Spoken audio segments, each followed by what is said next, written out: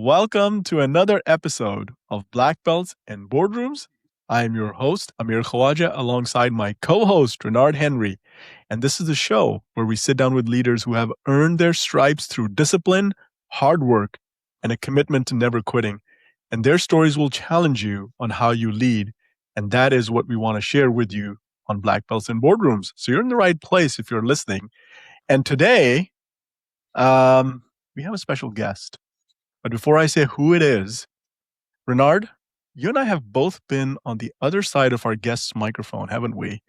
And when you were in his chair, he was very deliberately pulling a thread, bringing you back to the human aspect of the conversation, right? And if I remember correctly, he wasn't letting you off the hook. How did that make you feel? Man, I would say for me, I think it's very important, the human aspect.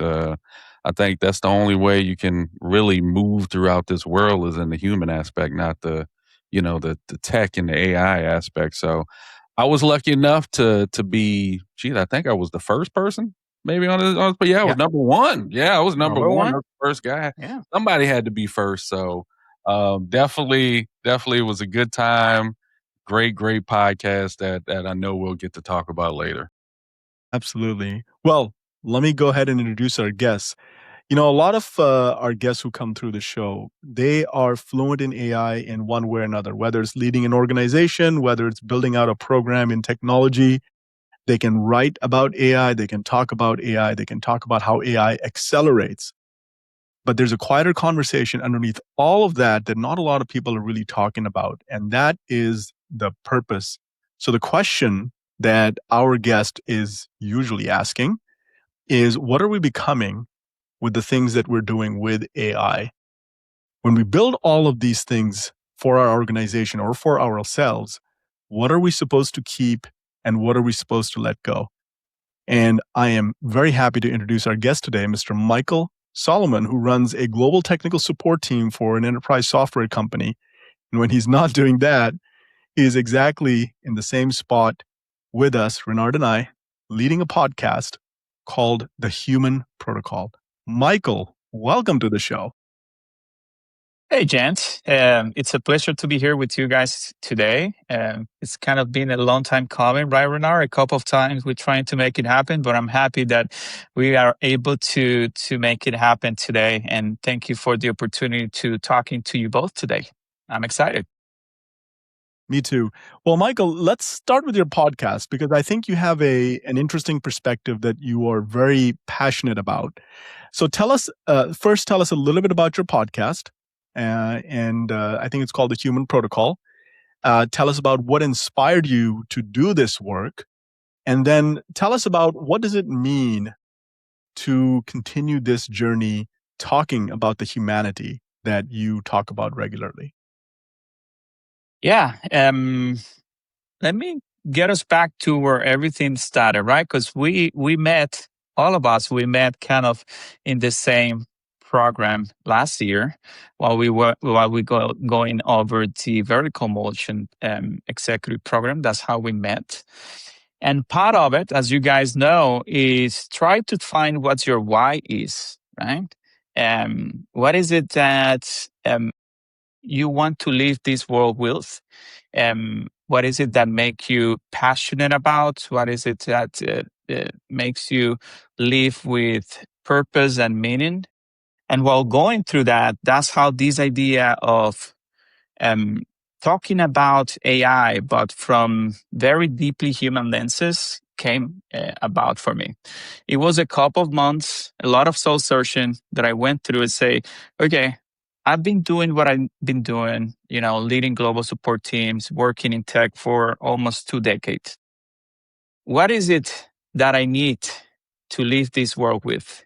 What is it that I, as a human being, want to talk about that is not only our jobs, right? Because sometimes I think the conversation, for some people, it's about what you do, and not is it what you feel. What is it that you really feel? And that's how this idea of the human protocol came into play. Because we all work in tech, at least all of us here in this conversation, and we know all this conversation around AI, it's hyper focused on the technology, on the tools, on the latest product. And then I say there is a conversation that we're not having, which is this is a transformational technology that will transform our society, and we're not talking about enough. What does it mean for us human beings? And that's how the whole idea of the human protocol came in, where I decided to create a space for leaders and people that are walking through this new future with AI to discuss how we are going to implement and how we are going to adopt it in our personal life, in our careers, but focus on the human part of it. And it started, the first episode went out in August last year. Our friend Renard was very gracious to be part of this opening, and no one can ever steal that first place, right, Renard? Anything can happen after that, but the first spot is yours, and I'm gonna be forever grateful for you that gave me a chance, and you as well, Amir, that came a little bit later on being part of these conversations that I think we should be having more and more. Yeah, I appreciate you having us on the show as well, Mykel. I will tell you that this is not a common conversation, or at least not that one that I come across regularly. You've done several episodes since then. You have a great newsletter that you also publish. Tell us some of the lessons that you've learned from the guests you've spoken with, and is there a pattern that you are seeing developing as you speak to these guests? Yeah, depending where the guests come from, I have guests coming from the business side. I have guests coming from the technology side of things. I have had founders. I had just regular people talking about how they're using AI in their personal lives. The main pattern is the same. We are all a student. We don't have everything figured out. We need to be able to adapt, right? Because that's what the future will demand from us. And each one of them, what I found the pattern to be is exactly that. They haven't been afraid of trying and failing and then discussing what works, adapting, adjusting as they go. And we can see these type of patterns kind of applying and seeing in different organizations today, where we have organizations that they don't have a strategy, for example, and they're just deploying the tool because they're deploying the tool. And then they have others that they're really putting in the work and having their people as part of the conversation. Because as any technology implementation, this is a change management conversation. These are people implementing the technology. And those that are going to win are going to be the ones that are, putting in the work to make sure that they understand what are the capabilities that they have in their people and how they can leverage AI to augment those capabilities and move forward with it. So those are kind of the main patterns that I've seen from my guests. Yeah. Has AI impacted the work that you do in a support role? This was a huge, huge part of why I started having these conversations, right? Because, AI has been for decades, right? We're not new to it. But the arrival of ChatGPT and then the how popular this became, not only ChatGPT, but the other ones, and how easy the access has been, that's when the conversation started, being more about the latest tool and how people could leverage them, not only in the personal life, but also at enterprise level. And that's why I started to think about, okay, we have been working in automations. I know that you guys have been working automation as well for decades. We're not new to it, right?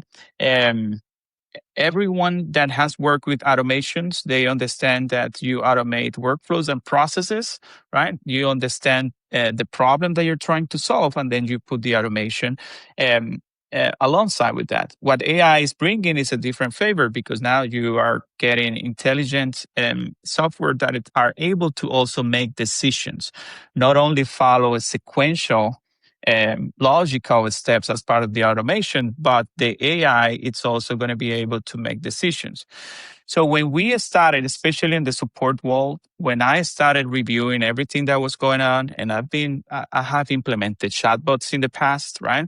That's how everything started in the support world. You put a chatbot, and that was our AI back then, right? Now we're talking about AI agents, right? The conversation has been upgraded, and that's especially when I started thinking, what would that mean? Because a chatbot, it has a limit number of issues that it's going to be able to solve for the customer's inquiries based on the knowledge base that that it has access to. When we put now an AI embedded into the workflow, not only it's going to have access to the knowledge base, but it's also going to be able to try to make decisions by itself. So say, what would that mean for our customers, and what would that mean for our organization, and how I can prepare an organization that is ready to continue to evolve as we move on into the future. And those conversations are part of why also the human protocol came into place, because for me, the technology is important, but more important is what's going to happen with us, our human beings. And when you put human beings into this picture, you add a different set of layers on it, because we human beings, we're different one from each other. We need to understand what are the capabilities there and how you can envision your team and your organization to move along with AI, and what are the changes that may need to happen, and started reviewing all that together. So the biggest part of it, guys, is really understanding what your organization is capable of today, what are the skills that are present, and then I see this as a chess game. I used to play chess in the past when I was a kid, and for me, it's like a chess game. And each one of your people has a different set of skills, and you need to understand how you can move them together and where you're going to position them to be successful with AI. And that, I think, will continue to be the conversation on how we move forward with it. I remember we used to use robotic process automation, RPA tools. Then we went to using neural nets or machine learning in order to do some other more unstructured type analysis. And then today, GPT can do all of the above. And I'm reminded of Esther Dyson, if you know that name. Esther Dyson is a computer visionary. And one of the things Esther says is, if you look at ultra processed food, it messes with your metabolism. Similarly, ultra-processed information messes with your cognitive skills, right? Now, I'm paraphrasing here a little bit, but as a person who leads a team of or support organization, I think about how that learning that we've accumulated through experience, now being ultra-processed, refined, and being capably handled by a machine, is going to change us as people who support businesses. Because at the end of the day, if AI can build your business, AI can also destroy your business very easily. Yeah. Right? I agree. How do you look at your team and their ability to learn and grow in this environment that is changing very quickly because of the number of tools that are available to us, and also how that information is now being fed to a very capable learning machine, if you will? Is that something that you think about beyond just the spreadsheets that we manage on a day-to-day basis? Yeah, of course. And it should be all tied to the overall strategy that we are pursuing, right? Everything should come in a perfect world following a strategy, right? The strategy should determine what are the steps and how you envision your organization moving forward. It's a constant conversation, Amir, because as much as we humans can try to keep up with the pace if we can, sometimes we cannot. So we have to respect our limitations, our physical limitation, our cognitive limitations, in a way that it should not be seen as something negative. We are not in a race against AI. And I think sometimes where the conversation is heading.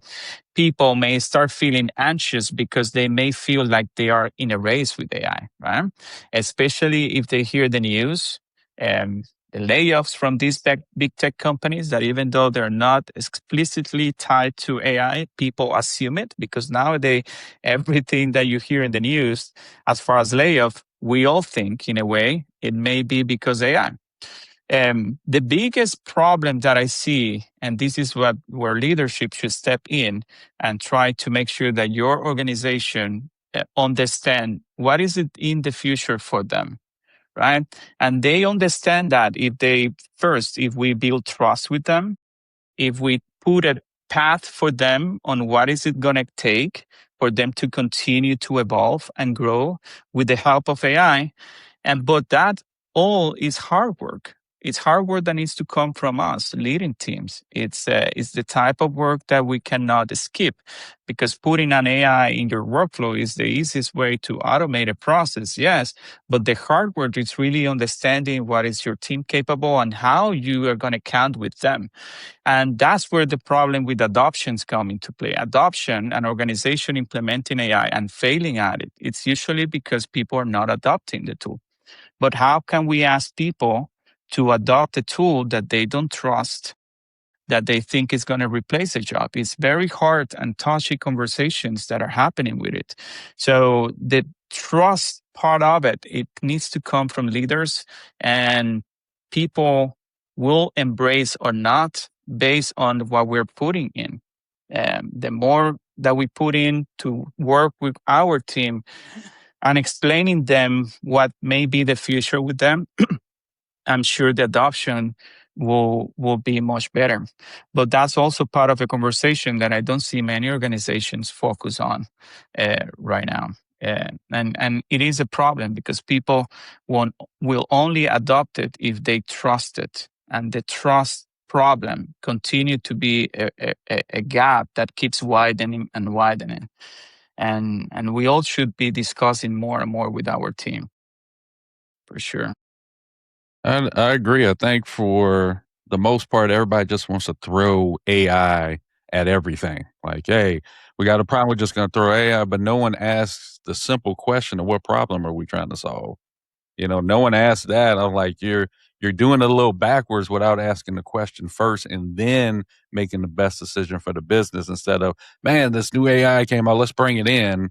Let's get rid of 40,000 people without really understanding it and understand what's the return on investment. I think I love the title for your podcast because I think the human piece has to be part of every discussion, every topic when it comes around that. And just talking about your podcast, next month you're going to be a year. You're going to have your first year anniversary next month, Yeah, which is congratulations. Number one, I'll say it early. thank you. I'm curious from you, from starting from day one of your podcast to where you are now, what have you learned from having a podcast, and what have you taken from what you learned in a podcast into your everyday as being a director, et cetera, in your professional life? Yeah, thanks for the question. It's the first thing that comes to mind, Renard. It's like what I learned is that this very easily became a second full-time job for me. Okay, because even though when you're starting a podcast, you are excited about it because you start a podcast because you believe in that mission and you want to achieve things, right? Especially your message resonating with your audience. What I didn't think at the time is that things would start happening that fast in a way that this become a lot for me to handle. And we all use similar tools to handle editing, post production, but there's so many things that you need to do to get a podcast out and then to maintain it. Um, that it's time consuming for sure.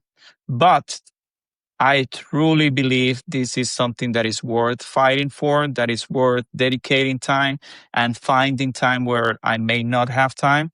And that's why I keep doing it, because I truly believe in these conversations. And the more I talk to people about it, the more I believe that there has to be more and more talking about what is it that is for us as humans. So for me, the biggest lesson that I have learned with it was one, uh, starting a podcast, you need to dedicate yourself to it if you really want to put out there something that has quality, right? Because quality comes with preparation, with vetting content, with vetting your guests. And a lot of that happens before we even record.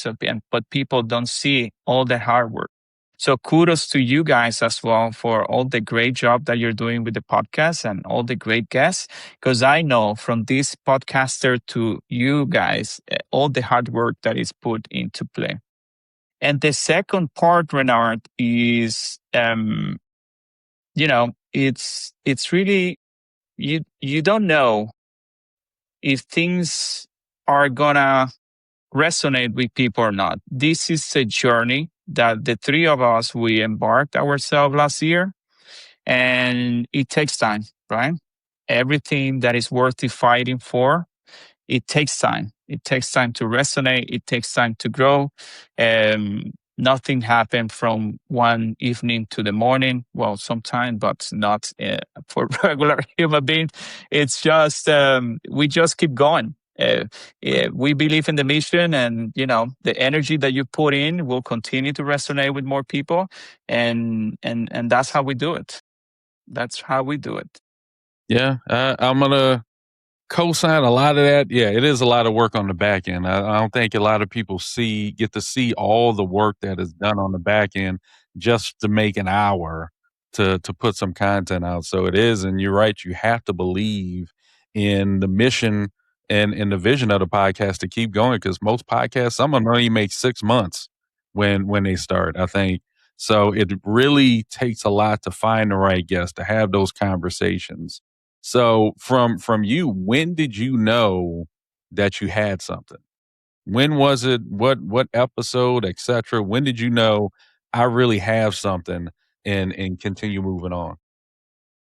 When I started the podcast, for me, it was about the mission. I really embraced this mission. For me, it was important. I'd say, this is who I want to be remembered for.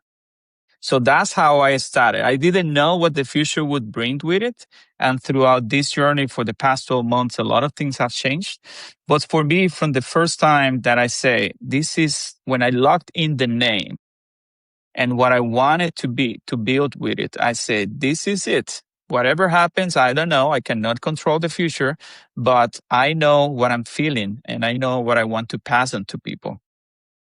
Now, when I started noticing that, I think it was after the fifth or sixth episodes, people started sending me emails out of the blue. I say, because the first few were my friends, you guys, right? So the first few, I think 8 to 10 were all my friends that they jumped in like you guys did to support, right? But then I started receiving email from people.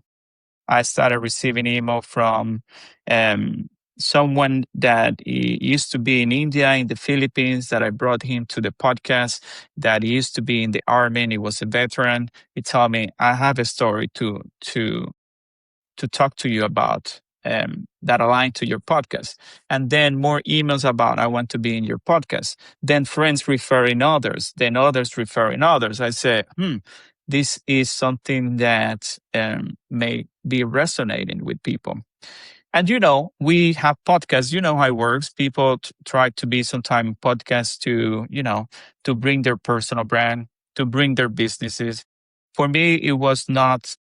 I never built it as a way to promote anything for people other than these conversations, right? For me, that's the most important part of it.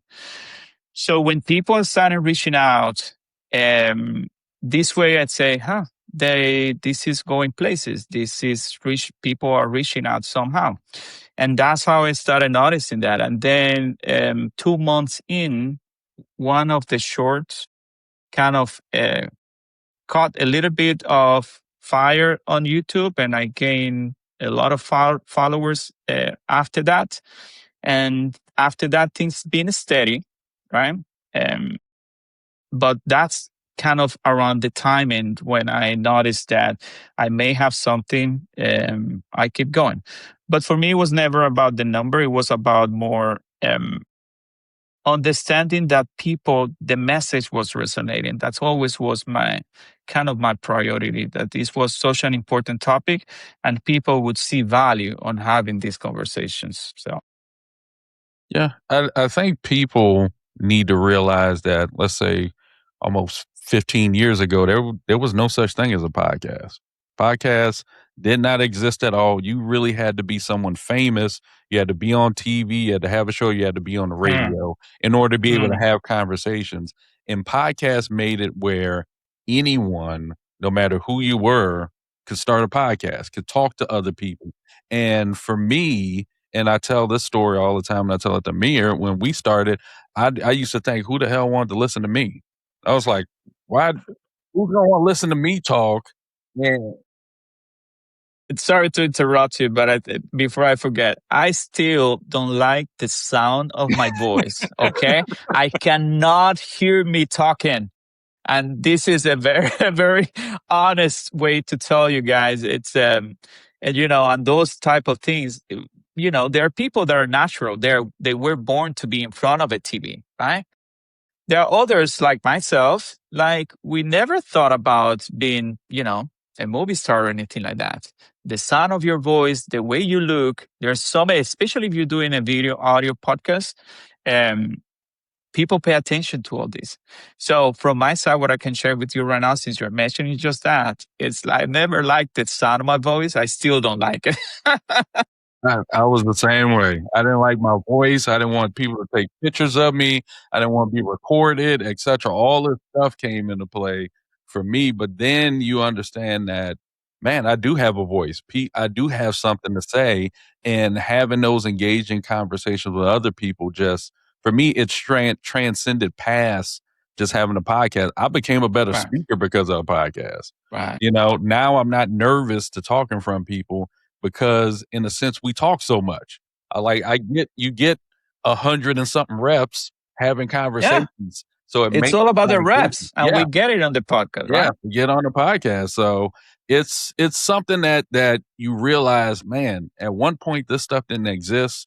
Normal Hmm. people like us just couldn't say, you know what, I'm gonna develop a podcast tomorrow and put something out. It didn't happen before. So I love that you got a chance to put a mission and vision together, and people sparked interest, and now people are reaching out to you to be on your podcast, which again, I'm going to probably say this a couple of times. You have a great podcast. It is definitely something that I'm glad you decided to do because it was something that was very needed out here in the podcast world. I will say that. Yeah, thank you. I definitely had my doubts, to be honest with you, because one thing is you counting on your network of friends, right, to support you, and for most of the time you can count on that. But what will happen after that? And then part of my research, as you mentioned, some part of that a statistic, which is, um, I believe a small percentage of podcasts, they survive past episode number 21. There is statistic out there for that. And I say, if I'm doing once a week, as I started doing it, what's going to happen when I don't have more? Am I going to have to talk myself, which that's a different conversation right there. So I had, of course, my doubts and everything. But when you are starting something, doubts creates opportunities for you, and that's what I try always to focus is, what are the challenges that I'm facing, and how can we turn these into opportunities? And the podcast, it challenges me in many different ways. It challenges me to be ready for my guests. When we are having a conversation with a guest, it challenges me to make sure that I'm talking something that makes sense. Because sometimes when you're in front of the camera, you may get nervous and you don't know what you're talking about. And then people, when they receive that message, they get it. the wrong way. So, that for me, it's really what we all should continue to focus on. It's challenges will continue to be, but we believe in this mission, and we keep going. Yeah. I think there is nothing more human than to feel fear, uncertainty, and doubt, or FUD, Absolutely. right? As it's called. And for every one person who is feeling FUD, there's somebody else who's resisting against it. And I think your show is an example of that. So I want to plus one everything you guys have said so far. And I will tell you, that fear is what each of us feel, and that's a very natural reaction. If I can turn that into a question for you, though, one of the questions that I'm thinking about is, as you think about all the guests you've had on your show, and I think about all the leaders that we've interacted with, or I'll just say myself have interacted with, there are things that we do as a reaction, and there are things that we do that are intentional. Thinking about all of your guests that you've had on the show, what is maybe the one or two things you are not seeing leaders out there doing that they should be doing in this age of AI? Putting time to think about strategy. And this continues to be kind of at the top of everything that I'm noticing today. Lack of a strategy keeps being the main reason why AI implementations fail when you deploy. Because if you don't start with the problem and leadership don't understand what is it that they're trying to solve, then the technology and the implementation will fail because people won't adopt it. For me, it is important that people understand that everything needs to be planned and the strategy needs to determine what's happened next. The tool and AI, it's almost at the bottom of it. Before we talk about selecting the tool, right, that we're trying to put in, we need to understand what is it that we want to do? What is it that we want to solve? And what is the best way to move with our people into that direction? That conversation is still missing in many organizations because leaders are focused on a quick ROI that for the most part never arrives. And I think we're gonna see more and more news about it because this takes time. I had a chief strategy officer on the show the other day, and she was telling me that the way they implemented AI, it took them at least 2 years of trying and failing within the organization and understanding what were going to be the best use cases to have AI on it. And this was even before they deploy AI. So they took the time to analyze from all this data that they collected how their people were using AI and how they were successful with it and what were the cases that it matters for them to implement AI with. And that brought me into light what are the things that we are not doing today because we don't have time and it's not budgeted for. We don't like trial and failing because for some organizations, this is seen as a waste of time and resources. But I do believe that if we really want to innovate with AI, we need to give us the freedom to play with it. And playing with it, meaning dedicating time to just play with it. Give it to your people. Let me know how you're going to use it. What are those cases that you feel more empowered to work with AI that are not? And that really caught my attention because I think that conversation is still missing today.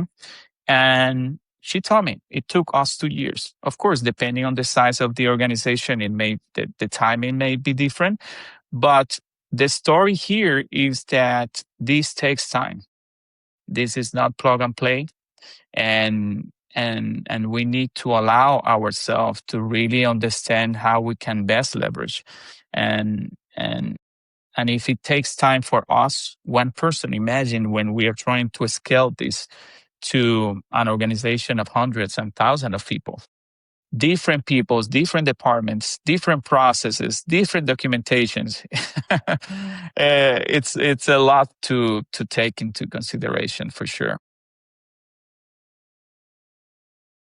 Is there so in your organization, for example, do you see some of that showing up in the way of strategy, or are you seeing a more reactionary approach that people take? It's more a strategy for sure. To the point that we try to think what is the best path forward, um, to do and move with it, in part because we are starting to see in the news a lot about the cost associated with the tokens, right?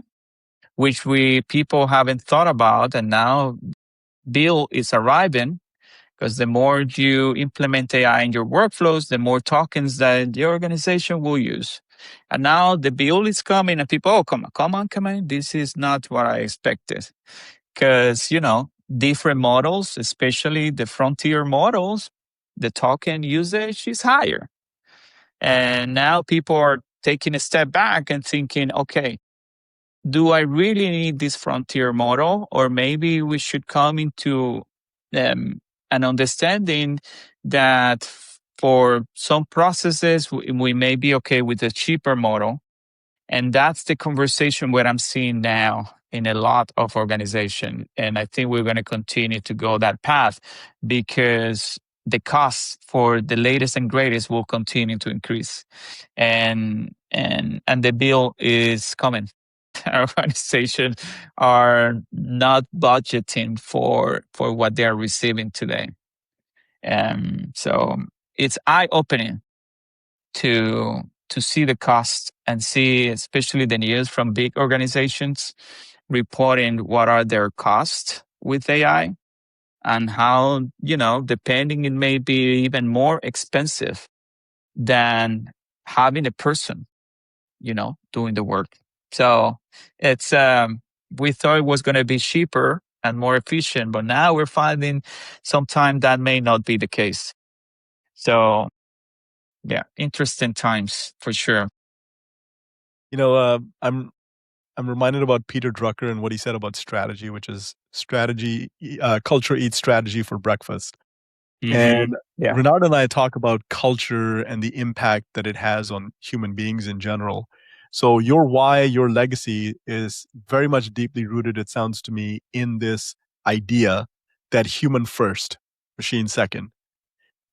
Renard, I'd love to have your perspective in here too, because I think what our guest Mykel is telling us is, with strategy, the impact to people changes culture, right? So how do you see culture changing, Renard, in your experience? And then I'd like to extend the same question to Mykel as well, as how are you seeing culture impacted? I would say for me, culture is very important. Like Michael, and we've said it before. Now everybody's getting a bill due and trying to backtrack on what they were doing earlier. So the culture does matter, especially around just understanding the business, how the business operates, how you want to be perceived in the business is also part of that culture. So I think it's very important. It's one of the main questions I've ever asked in any interview back in the day. How is the culture here? Am I going to be happy at this company, etc.? Am I going to feel like my work actually matters? And I think that's important to understand that the hard work that I'm doing, that it truly matters to the business, and I'm just not another number in the business, if that makes sense. So I think that's very important. The human part is, now I think more companies are starting to understand that more, because like we said, the token use and the bill is due is the same thing we went through the cloud era. When cloud came around, everybody wanted to move everything up very fast, and then the bill came due, and it was like, oh, I didn't know it was going to cost this much. So now everybody's starting to peel that onion back, in a sense, and understand that maybe we need to keep some stuff. We need to keep more people here and not just get rid of a bunch of people. Do I think it will change in time? Yes. But right now, there's 50 billion, and I know I'm exaggerating, 50 billion companies that all do AI right now. Eventually, at some point, the dust has to settle, and I think they will become three major organizations around AI. That's what I see. That the dust will settle. There will be three major ones. There'll be some small ones, but the three major ones are the ones who really are going to push AI even further after that. So we'll see. I know that's half culture, half AI, but that's how I feel. Mykel, what's your perspective on culture? So culture, for me, if I look at culture right now, culture is 100% people, right? And when I look at how we're going to move on with us people, with our people on it, I think we also need to start thinking on the more that we leverage AI and the more that machines will be part of our lives in the future, it's kind of going to be humans plus machines, right? And and how we can start getting ready for that future. How can we start getting that type of culture in place where we prepare our people for that shift? And it's part of those hard conversations that we all need to have with ourselves, and it's how we continue to enable our people to flourish, how we continue to empower our people to do their very best, with purpose and meaning, right? Because the nature of work is changing and will continue to change. So those are the things that I'm very focused on how we can continue to excite our people for the work that is coming. And my main focus is, I'm going to have meaning and find purpose on what we're going to do. And even when we may not get everything from it, what are the best parts that are worth keeping? And what are the things that may change for it? And what is that going to look like? But culture, it's really humans. Culture is us. Culture is how we work. Culture is how we live, right? Culture is how we love each other. And that for me should be at the center of any conversation. Especially as we're heading into this new AI society, that it's going to be humans and AI and robotics involved. So that's for me what culture is. Yeah, I'll add if people don't understand like culture, you're at a job 8 to 10 hours a day. You spend most of your time at work than you do at your own house. So the culture is massively important. I actually have to like coming to this place on a regular basis, hopefully regular basis, and interact with people that I actually like so we can say, okay, we're going to get this job done. We're going to be able to do X, Y, and Z. So if people understand how much time you spend at a job, regardless if it's remote or in office, the culture has to matter. I have to enjoy this job. I have to understand that I have a purpose, that I'm part of helping this ship continue to run in the best possible way. And that's a big part of being a leader. Yeah. I mean, in my viewpoint, if you're given the privilege of leading a team of people, you should leave them better than you found them, which means that the culture responsibility falls very much on the shoulders of a leader. And as a leader who thinks about AI, Mykel, I'm going to ask you a question that I don't know if it'll resonate with you, but this is something that I've been, contemplating about. What are some of the things or decisions that I'm going to regret as a leader? Are there any decisions that you regret or you think other leaders may regret 3 years, 4 years, 5 years from now about how all of this is playing? So I'll give you a concrete example. In my case, I'm thinking about environmental impact. So I look at AI and the amount of energy it needs to run. I'm thinking, in 10 years, it's not going to be AI that was the biggest winner. It might actually be renewable energy, right? So anything along those lines that you think about? Yeah. So it's, when I think about things that I may regret in the future, the first thing it comes to my mind is making quick decisions about letting people go because we're hyper focused on efficiency and ROI. I think all these companies laying off these hundreds and thousands of people, if they are doing it because of AI, I think they will regret it because I think it's too soon for that to happen, as they need to figure it out, a lot of things that are coming to place. So I don't want to be part of that type of decision. I think it's very short-sighted, because we are still in this transition, trying to figure out a lot of things. To your point, though, and just to add something there, I worry about the energy consumption. I do. The other day, I was reading, I think it was an article. You guys know what is the first, the number one, um, energy consumption product in the US? It's a type of food. Almonds are the number one source of water consumption in the US. Okay. And data centers are number 11 right now. But of course, this will change.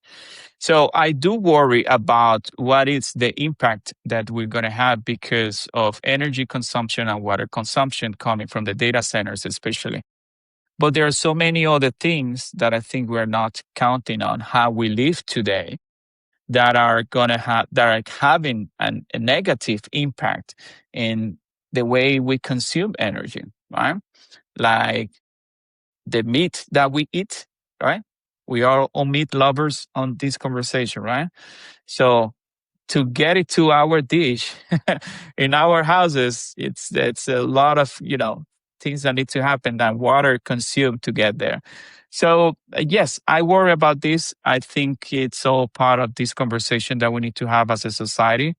What is the best way for us to move forward that we can sustain this this quality of life and what we need to survive this transition. So we keep learning. We'll keep taking a look at the data and see where we need to adjust.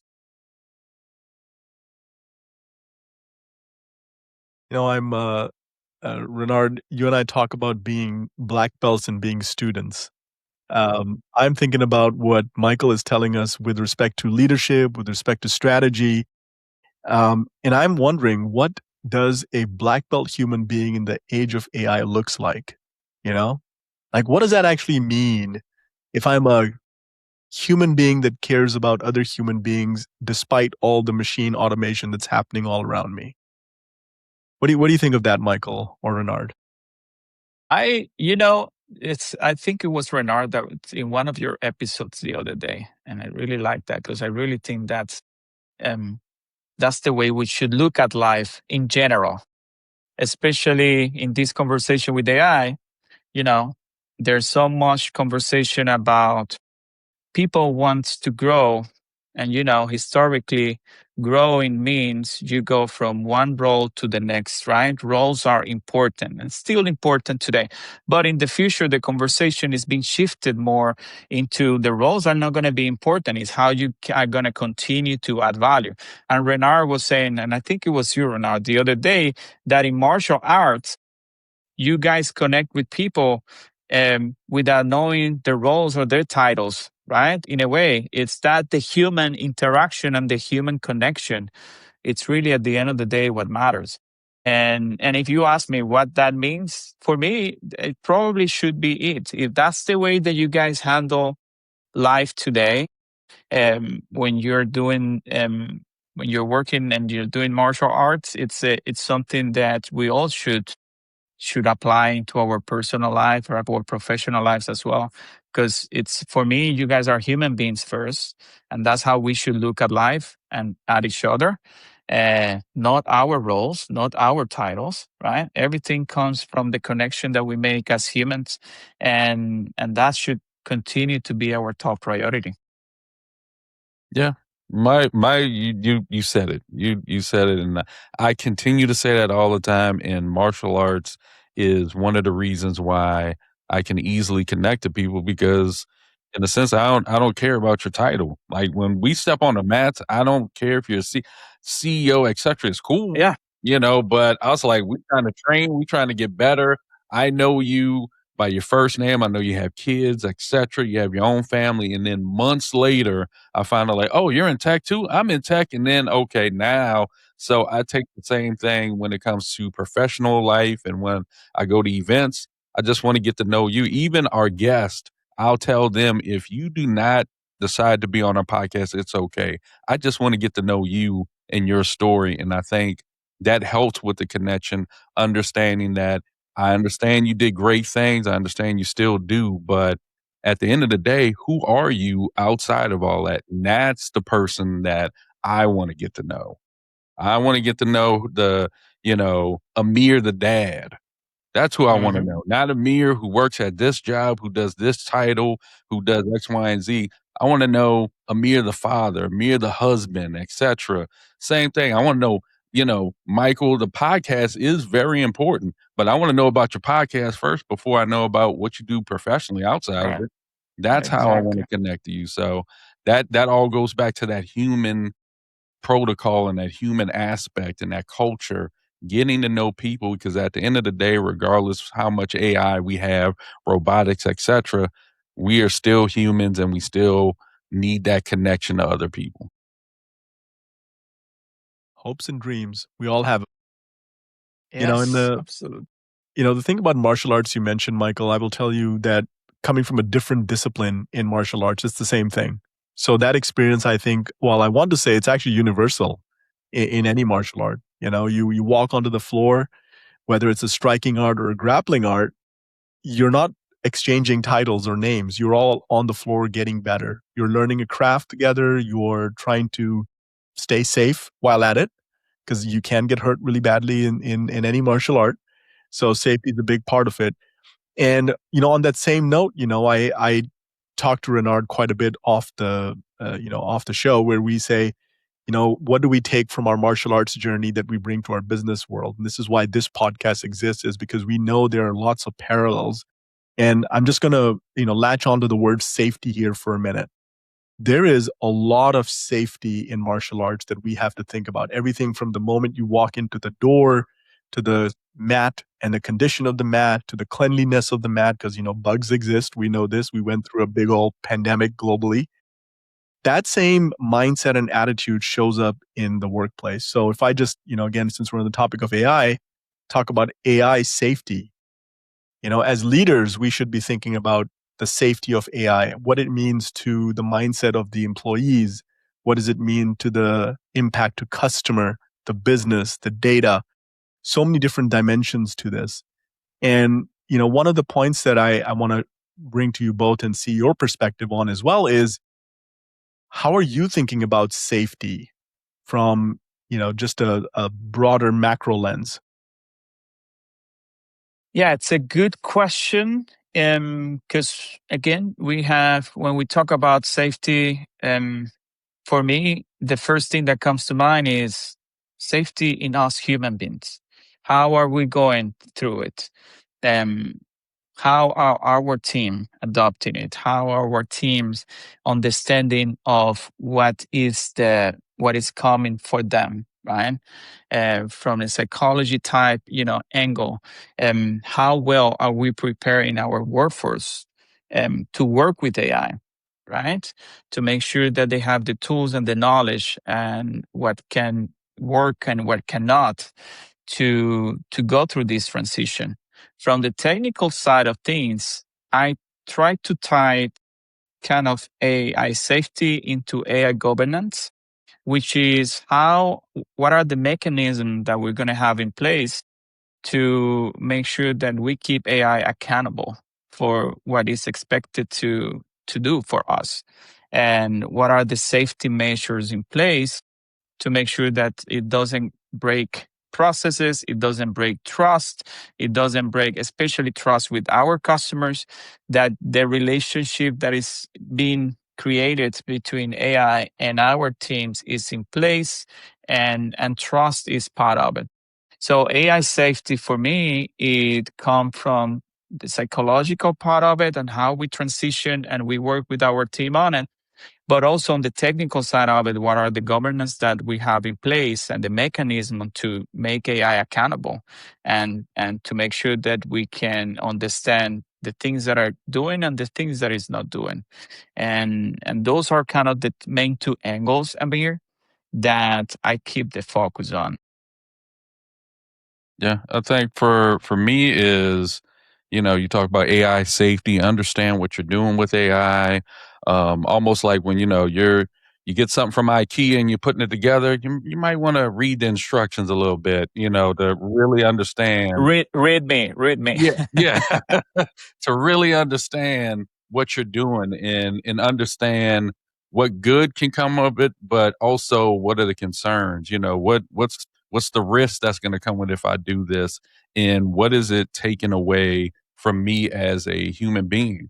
Am I getting better, or am I actually now becoming more dependent on this each and every day? I think we see that a lot of people, when it comes to AI, they're becoming more dependent on it than saying, "Hey, let me really just use my own mind to try to figure stuff out." Don't get me wrong, AI does help with a lot of your low hanging fruit, your smaller tasks, etc., that would take you X amount of hours to get done. But let's make sure we reading the instruction manuals when we're going through that to really understand what safety really is when it comes into this age of AI, and how is it going to make me better, not make me worse, in a sense, if that makes sense. Yeah. I want to extend that just a little bit further and get your reactions from each of you. Renard, you'll know this probably better than Mykel, but I'll say this out loud. Mykel, it has nothing to do with you. It's just something we do in martial arts. I have certain favorite moves, and I bet Renard has certain favorite moves. And we will always find a reason or excuse to go to that favorite move because A, it makes us feel real good because we're doing something that we're good at. Yeah. Second, if the other opponent knows about it, they will use that to counter against us, and that becomes a problem, right? So as I think about AI and to bring that lesson over from martial arts into the boardroom side of the conversation, I'm thinking about if I'm a leader and I'm adopting AI, I know AI one way, and my other leaders might know another way. So it's kind of like the favorite move example I just gave you. How do you think about if you do? What does that look like from a favorite move perspective? Should leaders singularly own it? Should leaders democratize the thinking about AI and how it's applied within an organization? Is there a point of view that you have on that thought?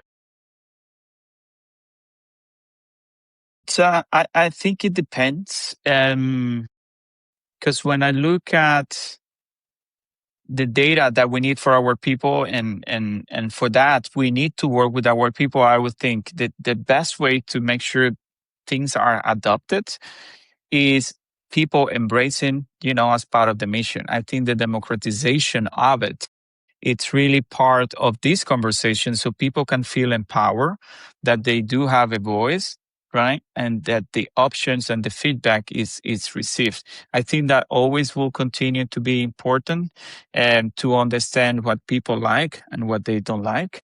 So it depends on what we're trying to do. I would suggest, yes, that's we should be democratizing kind of the feedback and the decision making on what are the things that we need to do as far as the things that are working and the things that are not working. Man, I don't know. This is a difficult, of course, because anytime you talk about it, I'm gonna go straight to the martial arts thing.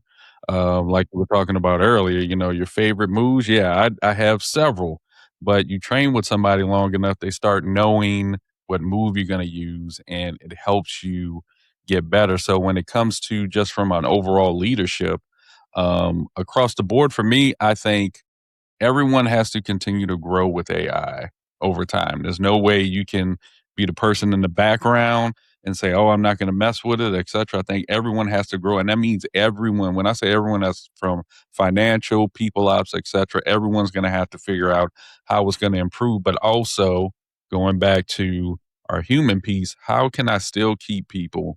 How can I improve with AI without losing people at the same time? That's the way I look at it for the most part. How can we add AI and improve, but I don't have to get rid of X amount of people in order to do it for the most part? So I look at that. I look at that for my team is, hey, how can we use AI so we stop doing these low hanging fruit automations, etc. And now everyone can start working on more higher level things going forward. So that's the way I look at it in the way we progress with AI. We just had somebody recently on our podcast, and she even said AI is still a baby for the most part. It's still trying to learn how to walk and talk and understand still how to eat, the normal food instead of eating, Gerber at the same time. So it's we got to progress and understand where it's going and how it can improve, but also grow with it at the same time. It's still a baby, but it's growing fast and quick. Yeah. Yeah, it's trying to it's trying to learn how to tie its shoes already, Yeah, start exactly. running. It's talking. Yeah, it's talking and it wants to start reading other books all of a sudden. Yeah, You know, all at once, all yeah, the books. yes, Yeah, interesting. It's a baby with an attitude of a teenager. yes, Oh yeah, yeah, yeah. absolutely. Mm. Yeah. Well, Mykel, this has been such a fun conversation. We're at the top of the hour, and I want to be respectful of your time as well. We don't close out this show without having a lightning round. So I want you to tell us whatever first reaction comes to mind. And I'm going to Okay. lean on my good friend Renard here to ask the first question since this is how we've been doing it. Okay. Renard? Yeah. And of course, we know Michael's in Miami. He's out there, and I'm curious. Just we're talking about, is Miami the most humid city in America or just the warmest? Both. Okay. All of the above, I would say. It's humid, it's warm, it's hot, it's 365 a day, 365 days a year. And that's what Miami is. Yeah. But I was born in Cuba, so Cuba is very humid as well, right? It's an island. And here in the US, I've only lived here in Miami, but I'm sure there's no other place that is warmest and more humid than Miami. I can ensure that. So Okay. I'm yeah, gonna have to add to that. Of course, I'm from New Orleans originally, so I yeah, understand being humid. Not the hottest, but the humidity always made it feel like it yeah. was, if it was 80, it felt like 120 adding on humidity. Mm, So I understand. I definitely understand. that's it. Yeah. Well, Mykel, the last guest we had on the show, we were talking about food, and I don't know why I am now thinking about food again. You haven't had lunch. What time is it? Is it noon for you guys? Is it? You guys are It's Central Time, right? yeah. We're getting Yeah. around noon. It should be noon now. Yeah. So I'm going to ask you a food question, and at the risk of creating a culture war, Mykel, please excuse me, but I will ask this question: Yeah. Cuban flan or Mexican flan? Which do you think is better? Cuban always. Yes, Cuban always. I don't care what anyone said, but Cuban always. Cuban, everything with Cuban food, Cuban coffee, Cuban flan.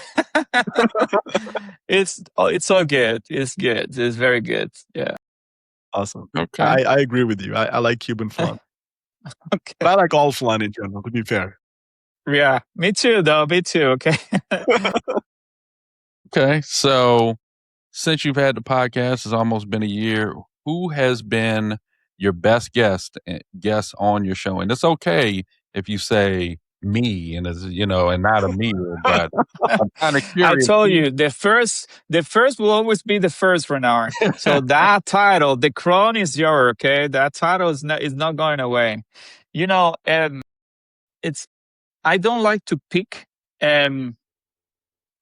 one person because I truly believe that each human being that has been in the podcast is bringing something unique to it, right? And for me, the best part of this journey has been getting to know people like you guys and my guests, and getting to this very deep conversation about what does it mean to be humans, right? So each one of them coming from different walks of life have brought a very unique perspective about what does it mean to be human. And I think that will continue to be the case. It doesn't matter which title, which company they work at. For me, it's really having this very deep conversation about the best of our humanity. So I'm not going to pick one. I'm going to say collectively, everyone is a winner because they have brought in the best of humanity to these conversations. So, That's a good answer. I That's a like good that answer. too. Yeah. So Mykel, what is the one human thing that you'd never let a machine do on your team then? that I've been thinking a lot lately, guys, about being more intentional about how I do things. And the more I work on being intentional about my actions and prepare myself to, you know, take the steps that I need to accomplish my goals. And for that, you need to be very intentional about what you decide to do and what you decide not doing. That for me is the most, right now, is the most important thing that I would like to keep on us humans, that we don't sell this to anyone, especially the machines, which is think more about being intentional, being grounded, and being present. And I will continue to talk about it because I really think that's what being human at the end of the day is. Okay. I'll give you one last one. And we've asked other people this, of course, since it's around AI. AI, when people say AI is coming, is that fuel or fear? It depends. For some people, maybe fear. For others, may be an opportunity to have conversations like this one. And this is the type of angle that I want people to think of. It's like the future will come, we like it or not. We, we have an opportunity to shape it if we discuss it and we have this conversation on what we want this to look like. So it all depends where you focus your energy towards. Like anything in life, if you focus on the negative, your life will probably be very negative. If you focus on the positive, you're probably going to find opportunities in every single challenge that you face. And that's the type of, journey that I want to get myself, my friends, and most of us into. Think about opportunities because there will be opportunity for us. There will be challenges, yes, but if we work it, we discuss it as we have discussed it in the past, right? In any transitional period that we have faced from the Industrial Revolution till now, we are gonna find ourselves in a better shape if we focus on the opportunities at hand. Um, that's what I would like these conversations to be. Great answer again, Mykel. So hey, I'm going to ask you my last question.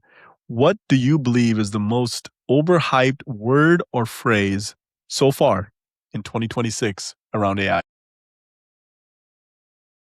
I think it has to be probably, the hyper focus on return on investment. The more I read about it, the positive and the negative, I think the hype around efficiencies tied to people looking for ROI, it's really overhyped because that's not what the focus should be, really. I agree with you more.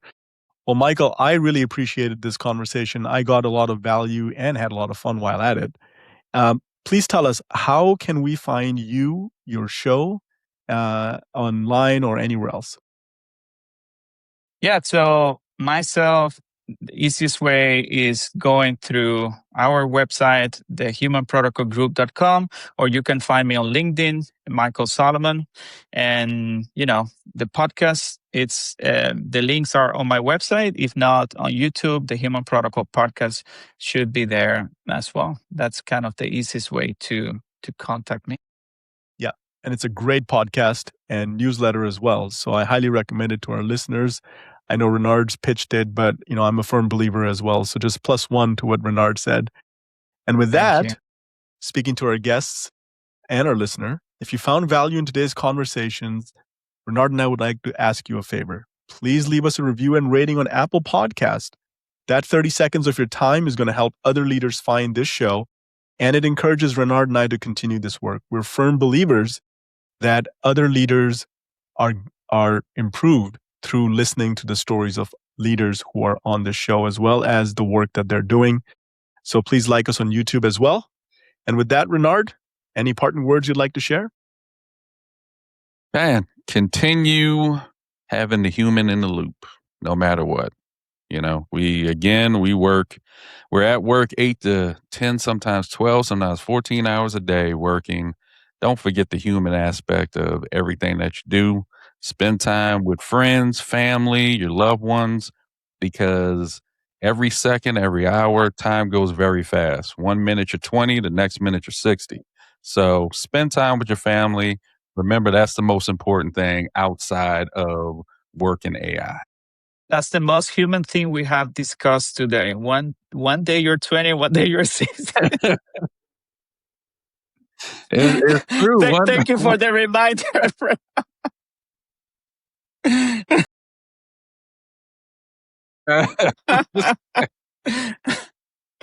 Just say it. It's true. It's true. 1 minute you're in high school, the next minute you got a house, you got a mortgage, you got family. The time moves very fast. So no matter what True. transitions in technology, make sure you spend time with the people that are important. Love Absolutely. it. Love it. Great reminder, Renard.